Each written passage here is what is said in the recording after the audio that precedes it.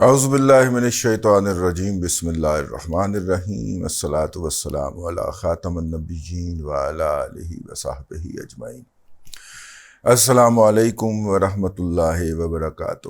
جس دن ساہیوال میں بچوں کو جس جگہ پہ رکھتے ہیں پیدائش کے فوراً بعد وہاں پہ آگ لگی اور اس آگ لگنے کی خبر آئی، اس دن اخبارات نے اور میڈیا نے بتایا کہ ایک بچہ جان پہ کھیل کے، وارڈ بوائے تھا وہ، وہاں سے بچوں کو نکال کے لے گیا اور صرف 3 بچے جو ہیں ان کو آگ نے نقصان پہنچایا ہے۔ اچھا، اس کے بعد جو تھا پھر چونکہ اس کے اوپر مریم نواز شریف صاحبہ کی انٹری ڈالنی تھی ان کی سوشل میڈیا نے، تو انہوں نے بتایا کہ جی 3 بچے زخمی نہیں ہوئے تھے بلکہ 11 بچے جاں بحق ہوئے تھے۔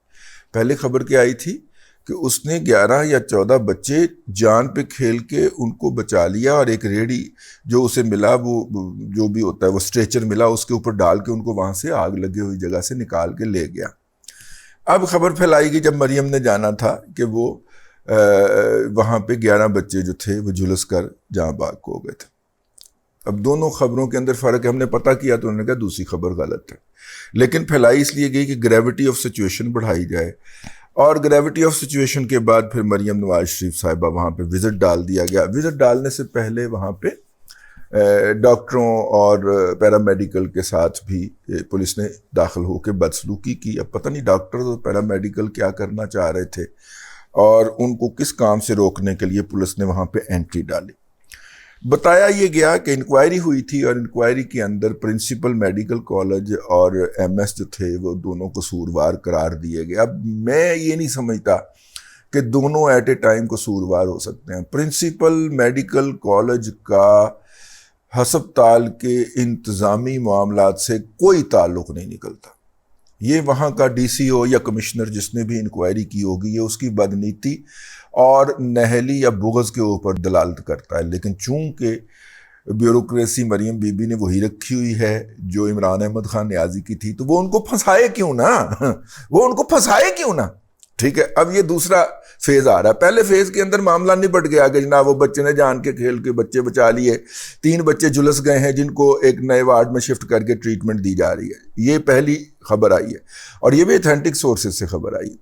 اب میڈیا اٹھا ہے اور اس نے اس کو ایسے کرنا شروع کر دیا، پھر ڈاکٹروں کی مزاحمت، پھر مریم بی بی نے وہاں پہ احکامات دے دیے۔ بقول مریم بی بی کی سوشل میڈیا ٹیم کے مطابق ڈاکٹروں کو گرفتار کر لیا گیا، حالانکہ میں سمجھتا ہوں کہ یہ دونوں ایٹ اے ٹائم قصوروار نہیں ہو سکتے، اور تیسرا ایک کوئی اور بھی بندہ تھا، اس کو بھی پھڑکا دیا انہوں نے اپنی طرف سے۔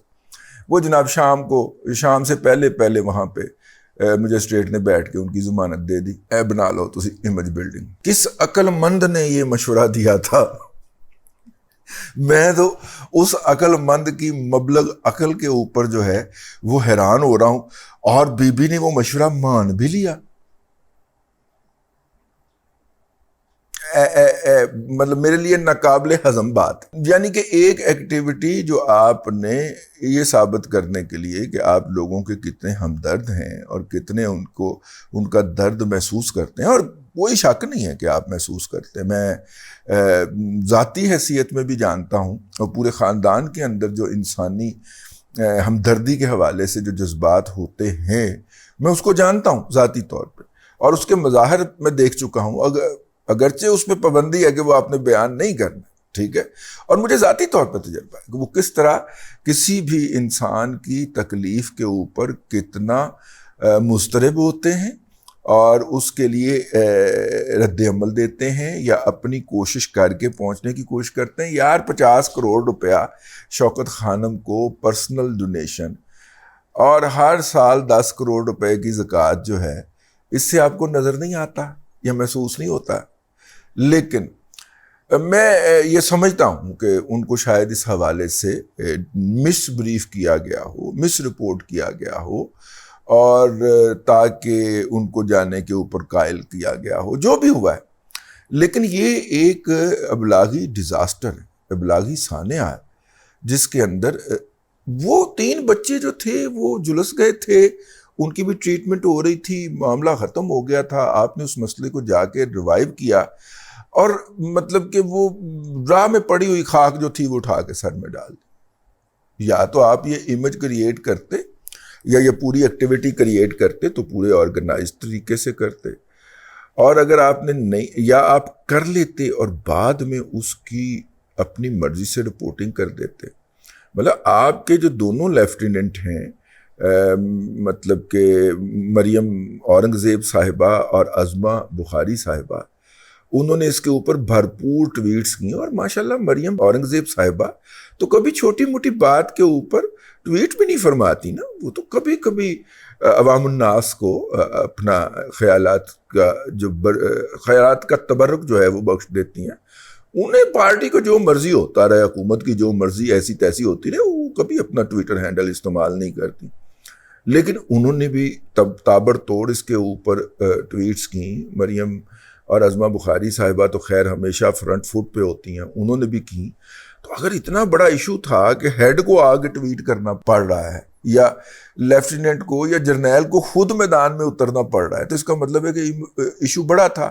تو ایشو بڑا پھر صحیح طرح کا بنانا تھا نا. یہ کیا بنایا؟ ٹھیک ہے، مطلب کہ پہلی اسائنمنٹ تھی سوشل میڈیا ٹیم کی تقرری کے بعد کی. اب ہنسوں کے رہوں. گزشتہ دنوں ایک ذاتی کام کے حوالے سے پاک وطن شریف جانے کا اتفاق ہوا، اور وہاں پہ لاہور سے وہ جو اڈا ہے جہاں سے وہ ویگنیں چلتی ہیں، مطلب 3-4 طرح کی ٹرانسپورٹ ہیں، ایک اے پی وین بھی چلتی ہے، ایک ہائی روف بھی چلتی ہے، اور مخصوص اوقات کے اندر کوچ بھی چلتی ہے، ٹرین بھی جاتی ہے. اور ٹرین کا وقت انہوں نے اتنا واہیات رکھا ہوا ہے کہ اس وقت بندہ پہنچ نہیں سکتا. مطلب صبح میرا خیال 6 بجے ہے یا 5 بجے کا وقت ہے، تو اسٹیشن پہ پہنچنا بھی تو ایک کام ہے، اور پہنچنے سے پہلے اٹھنا بھی تو ایک کام ہے. تو اکثر وہ خالی ہی جاتی ہے، اور بوجود رکھی گئی ہے تاکہ پرائیویٹ کہ جس لٹیرے کو وہ ٹرین جو ہے وہ آؤٹ سورس کی گئی ہے، وہ زیادہ سے زیادہ لوٹ مار کر سکے. مطلب مجبوراً جانا پڑتا ہے. اچھا، ویگن پہ اس لیے بھی ٹریول کرنا پڑتا ہے، یا بس پہ یا ٹرین پہ، کہ اتنی لمبی ڈرائیو ہو نہیں پاتی.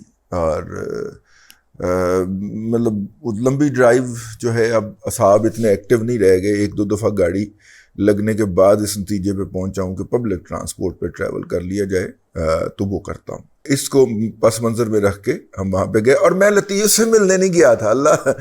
اللہ دی قسم میں لطیف نو ملن نہیں گیا تھا. لطیف ویسے بھی پاک پتن سے 15-16 کلومیٹر آگے ہے پیر غنی. ہاں، اس کے اوپر خاکسار کا ایک فقرہ آپ کو میں کئی دفعہ عرض کر چکا ہوں، دوبارہ عرض کر دیں. یہ جو عمران احمد خان نیازی صاحب کی پیڑنی سے شادی سے پہلے ملنے جایا کرتے تھے، اور وہ تمام وارداتیں جن کا عدالت کے اندر کھڑے ہو کے لطیف نے قصہ سنایا، وہ اس قصبے میں ہوئی جو مانیکا فیملی کا آبائی قصبہ ہے پیر غنی. یہ ساری دریائے ستلج کے کنارے ناجائز قبضہ کی گئی زمینیں ہیں، جو کہ بہت پہلے قبضہ کر لی گئی تھی، اور اس کی بنیاد کے اوپر 1000 2 ہزار 5 ہزار ایکڑ جو تھی اس کے اوپر قابض ہو گیا، کیونکہ دریائے ستلج کا پارٹ جو ہے وہ بہت کھلا ہے، اور کسی جگہ پہ یہ 15-16 کلومیٹر پارٹ ہے. تو جو دریا نے بہنا تو چھوٹی سی جگہ کے اوپر ہوتا ہے، 1-8 کلومیٹر میکسیمم اس کی جگہ ہوتی ہے، لیکن دریا کی مرضی ہے کہ وہ ادھر کو گزر جائے یا ادھر کو گزر جائے. تو وہ دریا کے پارٹ کے طور پہ پرانے زمانے کے اندر یہ جگہیں چھوڑ دی جاتی تھیں، اور ان کی جو ہے وہ شیر شاہ سوری نے میئرمنٹ نہیں کروائی تھی، دریائی زمینوں کی میئرمنٹ نہیں کروائی تھی. دریائی زمینوں کے اوپر ساری لوٹ مار ہے جو پیپلز پارٹی کی صورت کے اندر وہاں پہ ہے، سندھ کے اندر ہے، کہ آپ آج بھی دریائی زمین کی میئرمنٹ کی بات کر لیں، آپ کو پتہ چلے گا سندھی وڈیرا جو ہے وہ اٹھ کے چھت کو وجہ ہے، کیونکہ وہاں سے لوٹ مار کرتا ہے نا. وہاں پہ اس نے اپنے جو ہے غلاموں کی طرح لوگ رکھے پالے ہوتے ہیں، وہاں پہ اس نے ڈاکو پالنے ہوتے ہیں. تو وہ اس کو کچے کی زمین کہتے ہیں، جس کی میئرمنٹ نہیں ہوئی. اور ماشاءاللہ شیر شاہ سوری کے بعد نہ گورے نے کوشش کی اس کو میئر کرنے کی، وہ تو ویسے ہی لوٹ مار کی مہم پہ آیا ہوا تھا، اور نہ ہی اس کے بعد پاکستان آزاد ہونے کے 75 سال بعد بھی ہم نے دریا جو خشک ہو گئے، خاص طور پہ اب دیکھیں نا، دریائے ہاکڑا ہے بہاولپور ریاست کے اندر خشک ہو چکا ہے، لیکن اس کے آثار کے اندر جو زمینیں ایگزسٹ کرتی ہیں وہ اب بھی انمیئرڈ. اسی طرح کچھ لوگ کہتے ہیں کہ ستلج کا ہی پرانا نام دریائے ہاگرا تھا. اب کہاں انڈیا اس کے اندر پانی چھوڑتا ہے؟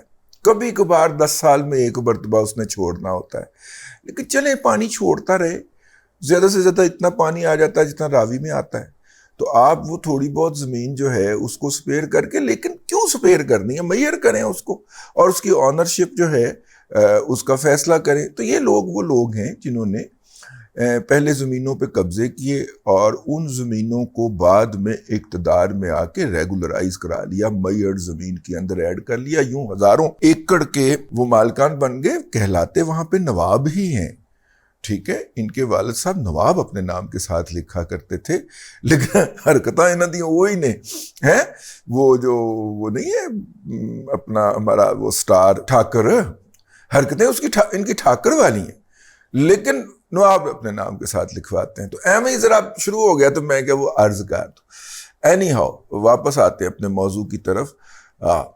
اب جناب خاکسار نے وہ اس کے سامنے جو بینر لگا ہوا تھا اس میں کوئی 750 روپیہ لکھا ہوا تھا، وہ چارج کر رہے تھے 800 روپیہ، 125 روپیہ زیادہ لے رہے تھے.